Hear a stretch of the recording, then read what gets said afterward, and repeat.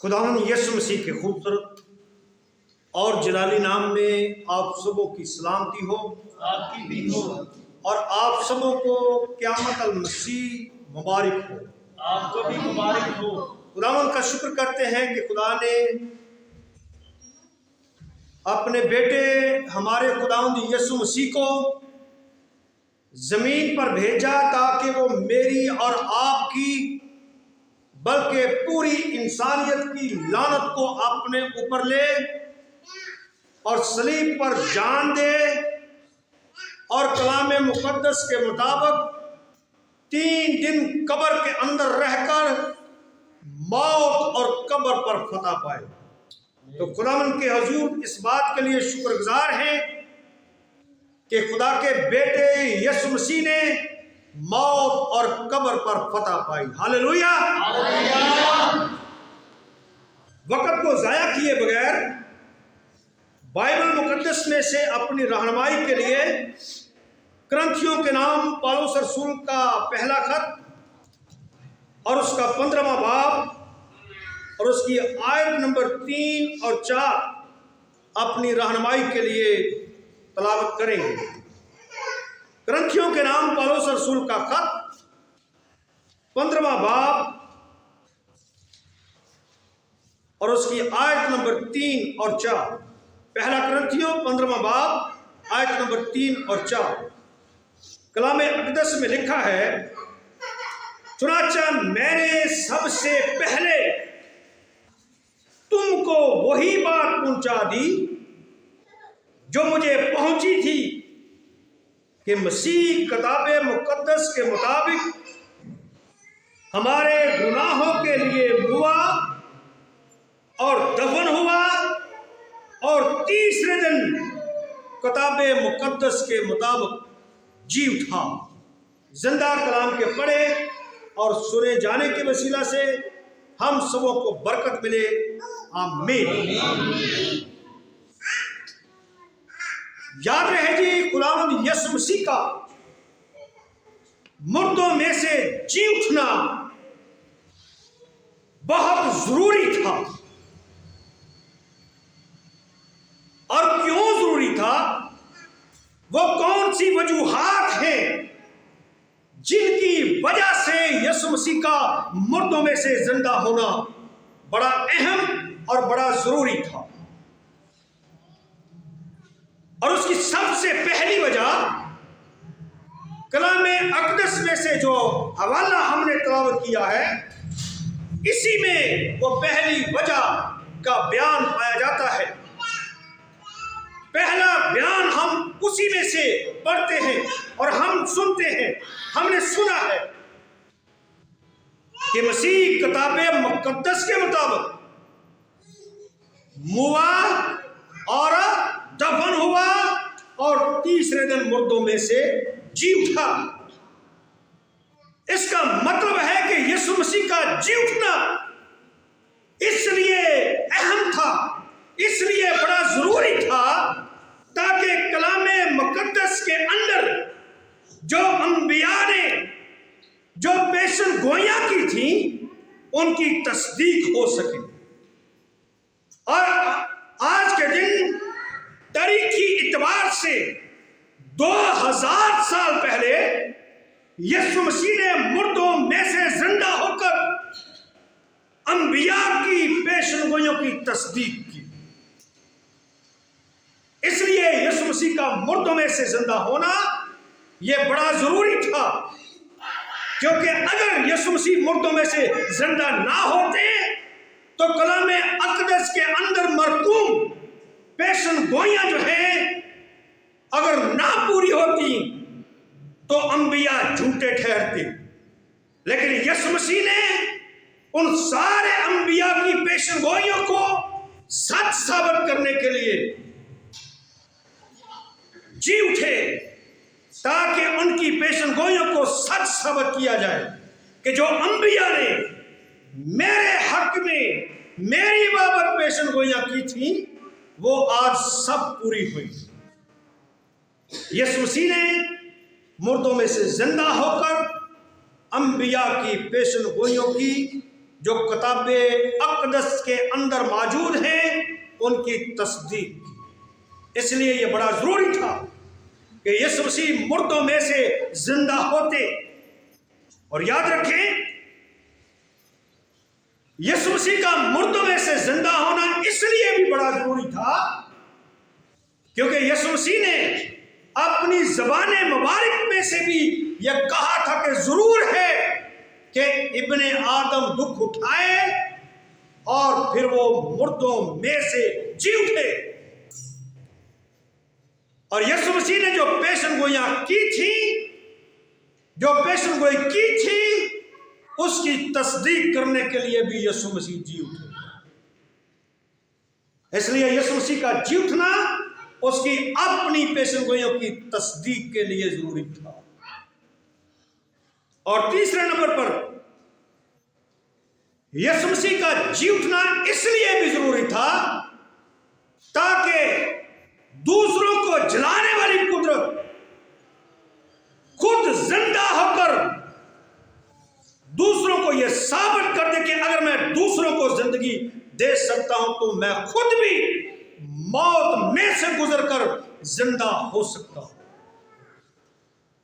مسیح کی جو جلانے والی قدرت ہے اس کی تصدیق کرنے کے لیے یسوع مسیح جی اٹھے۔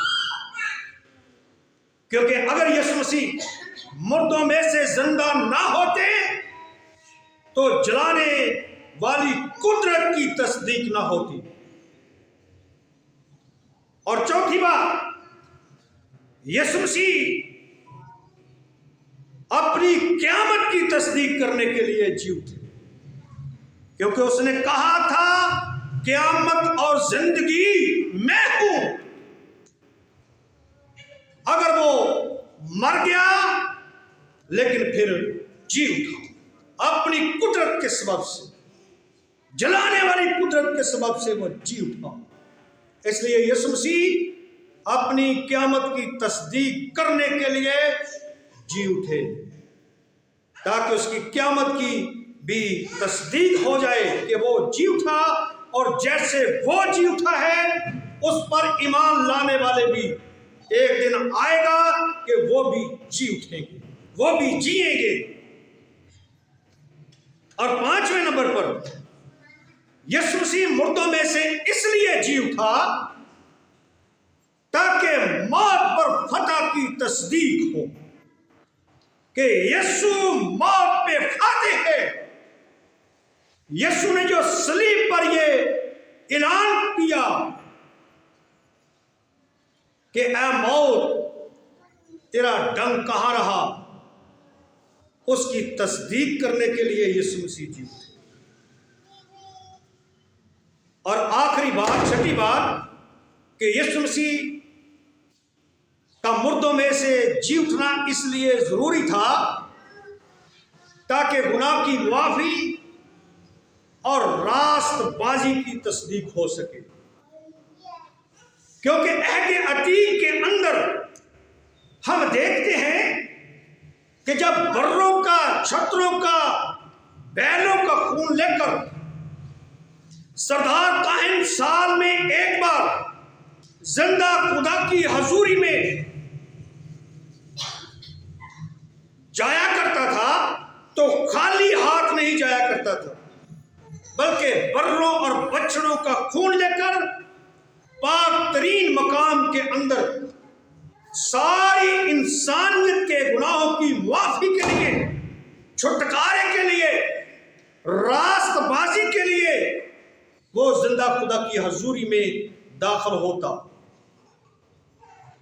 اور ساری کی ساری قوم سردار کاہن کا باہر نکلنے کا انتظار کیا کرتی تھی، کیونکہ اکثر کاہن جو ہے زندہ خدا کی حضوری میں جاتے اور وہیں پر ڈھیر ہو جاتے، وہیں پر مر جاتے۔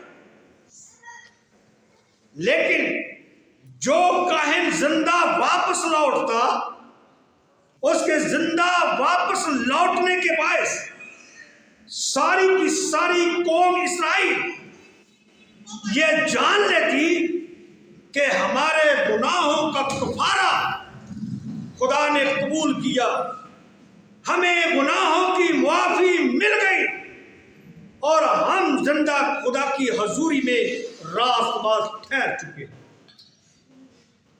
اور جیسے عہد عتیق کے سردار کاہن جو ہیں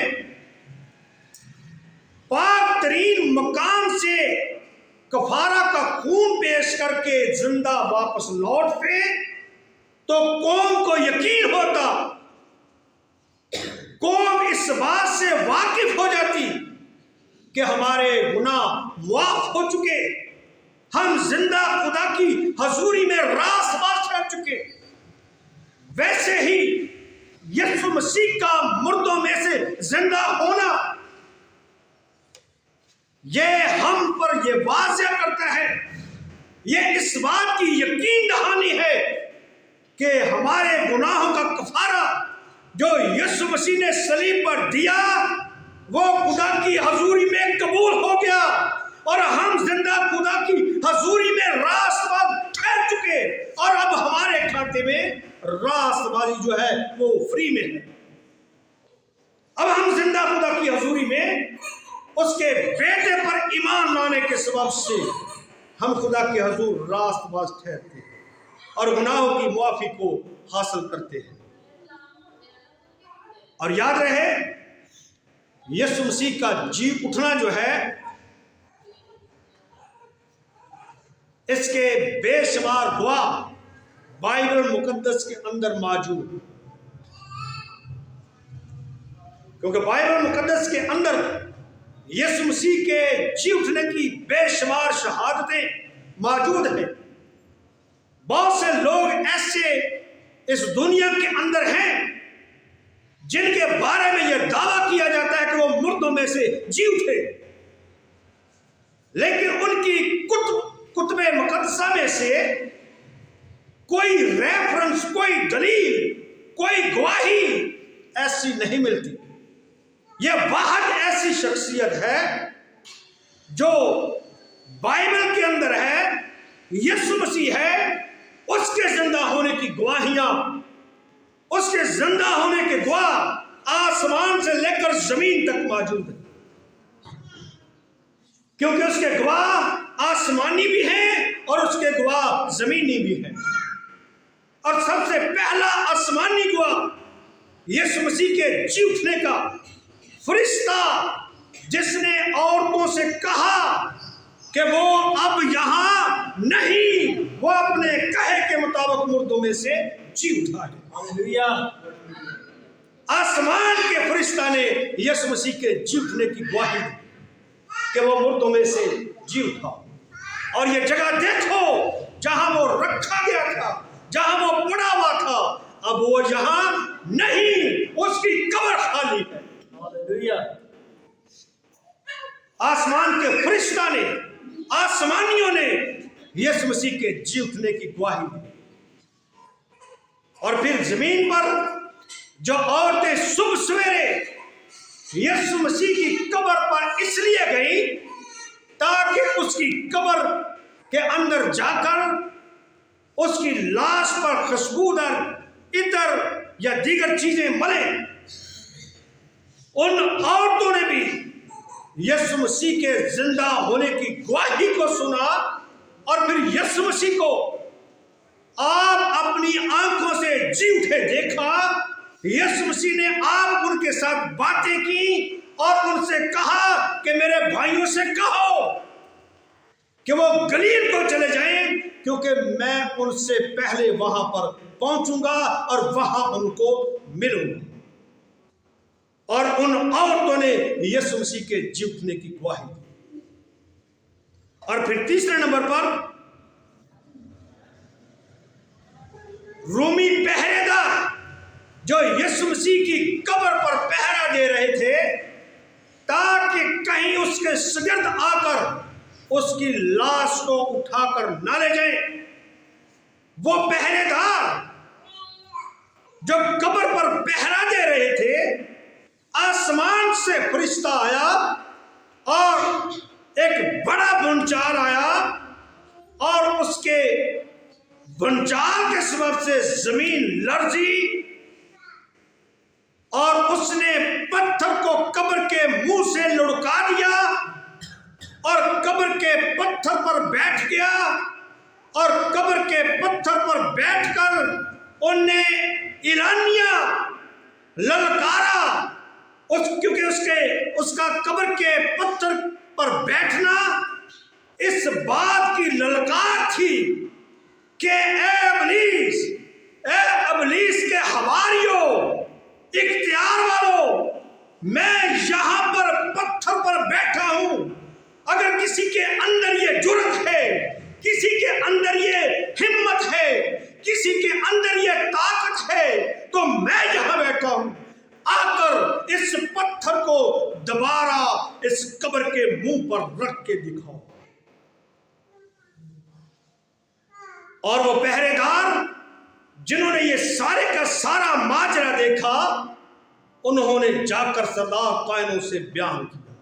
اس کا مطلب ہے کہ رومی پہرے دار جو قبر پر پہرا دے رہے تھے، وہ بھی یسوع مسیح کے جی اٹھنے کے گواہ ہیں، اور یسوع مسیح کے جی اٹھنے کے گواہ پطرس اور یوحنا بھی ہیں، جو عورتوں کی باتوں کو سن کر، عورتوں کی گواہی کو سن کر دوڑے دوڑے قبر تک پہنچے، بلکہ اندر چلے گئے اور انہوں نے جا کر یسوع مسیح کے کفن کو اور اس رومال کو جو یسوع مسیح کے سر پر بندھا ہوا تھا، انہوں نے قبر کے اندر پڑا ہوا پایا، اور وہ بھی یسوع مسیح کے جی اٹھنے کے گواہ۔